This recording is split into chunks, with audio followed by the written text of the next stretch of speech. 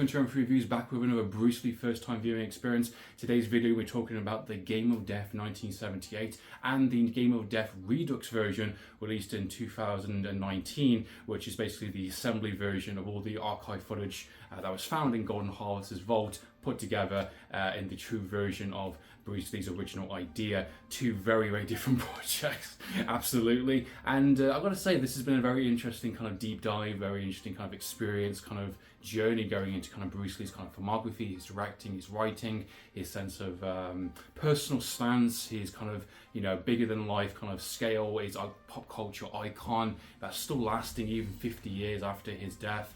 And we're almost at the end of the road now, these reviews, and I want to say a big thank you to everyone who's been watching my videos, who's been commenting, who's given me a lot of support on these kind of first time viewing experiences. I've been very honest in my opinions on them, and I'm very, very grateful, guys. And this has been a great journey to dive into the kind of Criterion box set edition as well, which is really fantastic. You know, brand new kind of 2K, 4K transfers, lots of exclusive extras. You got Game of Death 2, which also we'll be reviewing on the channel as well.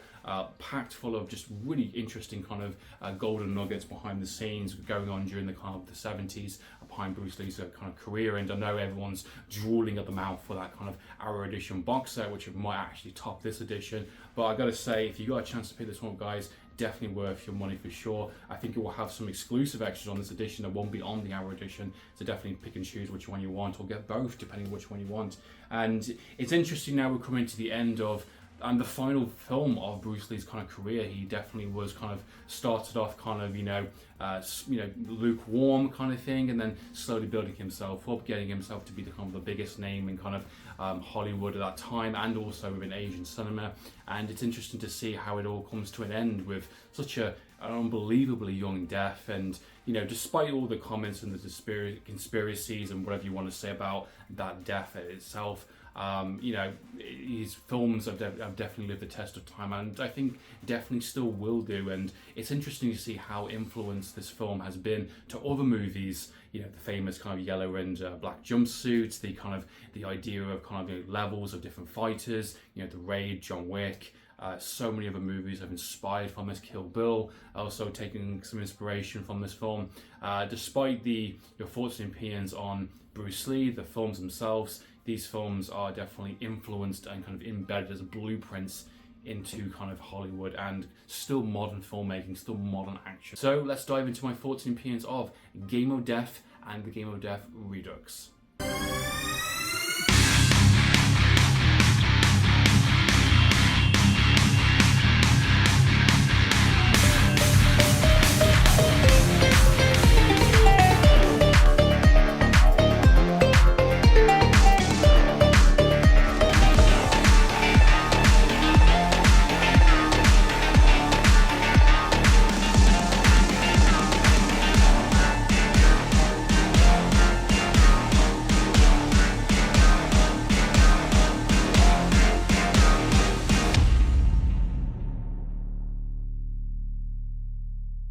Game of Death was released in 1978. Bruce Lee's actual death was in 1973 during the kind of process of, after finishing Way of the Dragon and going into making the Enter the Dragon film for Warner Brothers Pictures. He filmed about kind of 3 different levels of his original concept for the film itself, and he had a rough idea, had an outline for the script, and he was directing as well. And he basically filmed the initial fight sequences that he wanted to kind of already pictured out in his mind, and he wanted to come back to it after Enter the Dragon and kind of finish off that project. And you know, there's a lot of footage there just kind of laying on the table kind of thing from what he kind of just half finished.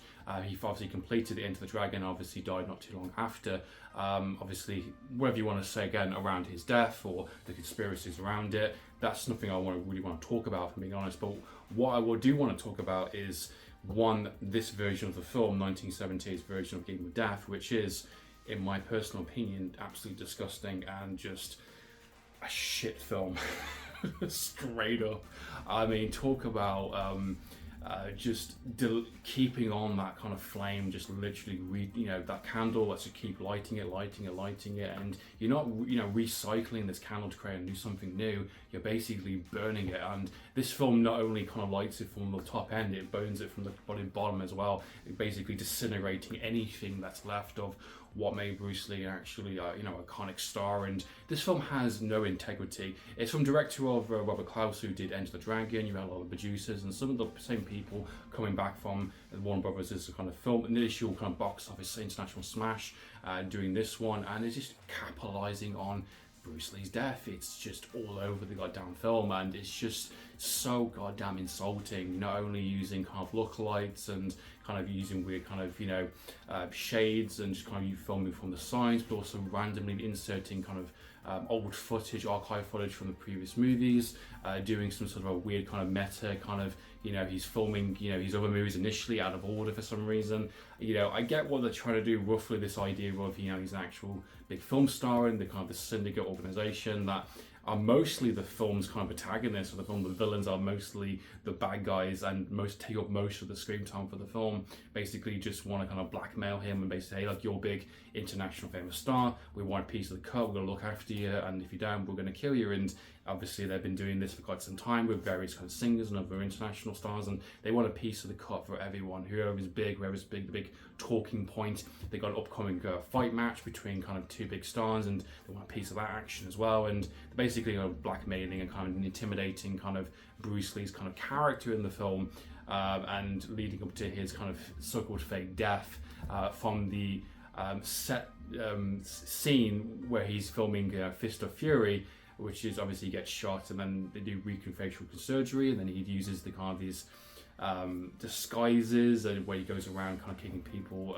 left, right and center, and it's just a complete and utter man. He's obviously barely in the film because he's been dead for this entire time, so using kind of lookalikes and kind of stunt doubles for these really kind of poorly crafted set fight sequences were just awfully edited, awfully put together. Yeah, sure, you can have someone who looks like Bruce Lee, do the gimmicks, do the kind of the kind of thing, but it's just goddamn insulting, and it's just so awfully put together, especially how they use kind of reaction shots and old music and stances, and they just kind of, I just don't get it. And like, you know, obviously you're ripping off a lot of the kind of the best moments from the previous movies, but just done in such a poor way.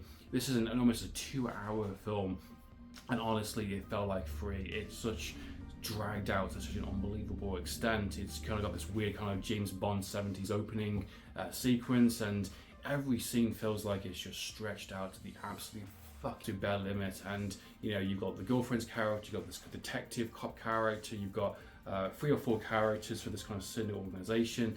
All these characters are obviously the main stars of the film, and every single scene with them and with the kind of this fake kind of Bruce Lee impersonator is just stretched to an unbelievable degree, and it's infuriating to watch because all the fight scenes, well, is so terrible. It's not well put together, it's edited awfully, it's just not, there's barely any contact hits. The villains are just too over the top, too cheesy for my liking.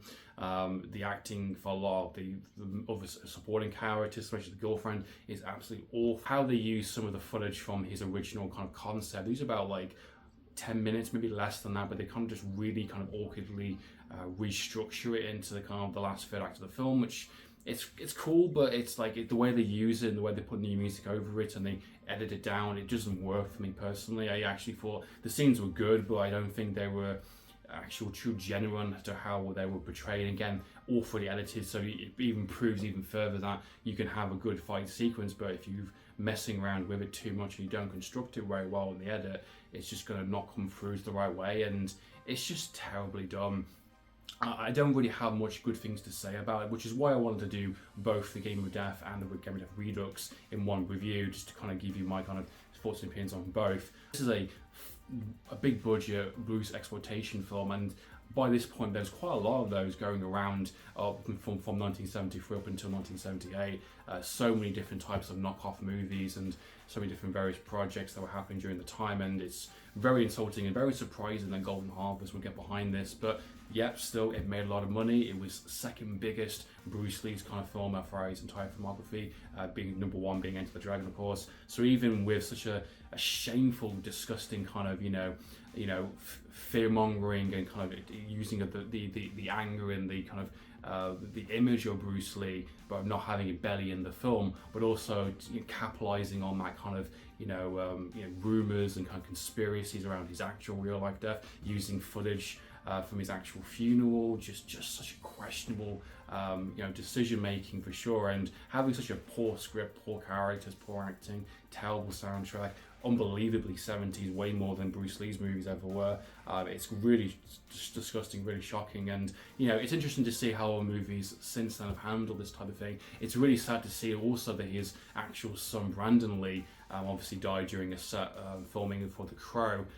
That film was actually respectful, one, because they took the time to actually assemble the footage they've had together. They had more footage to work with, granted, but they cleverly used stunt doubles with makeup kind of thing, and they managed to find a version of the film that worked with the material they had and used him to his best versions. They wanted to finish the film out of honour to him. Same with Fast and Furious, Paul Walker, using his actual brother. Granted, some CGI, some a bit questionable in places, granted, and obviously the technology is there a bit more so compared to what it was in the 70s, but at least that film was, again, finishing the film. Now we come to Game of Death Redux, released in 2019. This was an assembly kind of cut, all the footage that put back together from the Golden Harvest's archive.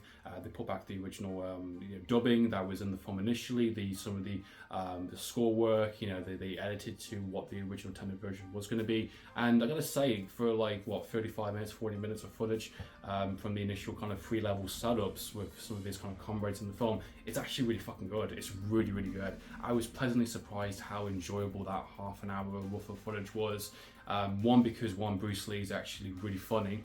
He's actually kicking some serious ass. I love his sense of kind of style as well in the film. He's definitely having a bit of smack talk of some of these kind of competing fighters, which I really like. Yeah, there's 2 other kind of fighter comrade characters that are going up the levels as well, and obviously they're nowhere near as good as Bruce Lee, but that introduces some kind of tension within the film when each fighter is obviously different sense of style. And this whole idea of this film and its initial concept was the idea of you've got 5 different fighters initially in the film, and they all have their own individual styles. The idea is they won't adapt, and Bruce Lee's finding adaptability to their fights and kind of taking advantage of what their style is. He might be getting his ass kicked a little bit, but he's adapting, he's learning, he's kind of going with the rhythm of what these fights are. Different levels of fighting, very unique styles, finding their weaknesses, just exploiting them, and just kind of taking them on, but also fighting honorably and also fighting fairly. I like the comedy as well, with the 2 initial fighters that are also trying to take on the bad guys at the same time, but obviously they're getting their ass kicked. There's a really great sequence which I thought was really funny, where Bruce Lee's fighting the initial bad guy, and one of them decides to skip out and go up the stairs because he thinks, okay, I'll let Bruce Lee finish, I'll go up the stairs and take on the next fighter. He literally goes up the stairs, gets fucking thrown down and gets knocked out. Absolutely hilarious. I was really laughing a lot. I thought that was really funny, like the fact you can't cheat the Tower of Death, this kind of Game of Death kind of sequence. If you skip a level that you didn't fight, you're going to get knocked out, and I kind of like that. I thought that was really funny, especially even some of the other fighters as well also try and go up the stairs. They try and fight out the initial villain, but obviously they don't succeed because they're nowhere near as good, or they're kind of not getting the right kind of rhythm of what the bad guys are trying to do. Very impressive assembly cut. I thought it was so much goddamn better than anything that the original film was trying to offer. I just think it was pure Bruce Lee at its absolute best. I actually think it's one of his best fighting performances, best kind of actual acting performance. His comedy is really spot on. Really happy that they put together this kind of assembly cut. I think it's definitely truly special, and it's surprising as well they didn't actually just release this half-an-hour version of the film in cinemas as a special tribute. I think it would have been truly special, and I think people would have loved it, and they would have sold probably a lot of money, just for footage that was already on the table. You didn't need to spend additional money. Put it in the cinemas to say it's a special presentation. Do it as an actual double bill between Enter the Dragon and Game of Death as a special kind of tribute. And I think it would have been fine. I think people would have loved it. I think it would have made a lot of money in the cinemas just for an assembly cut, just for half an hour's worth of footage.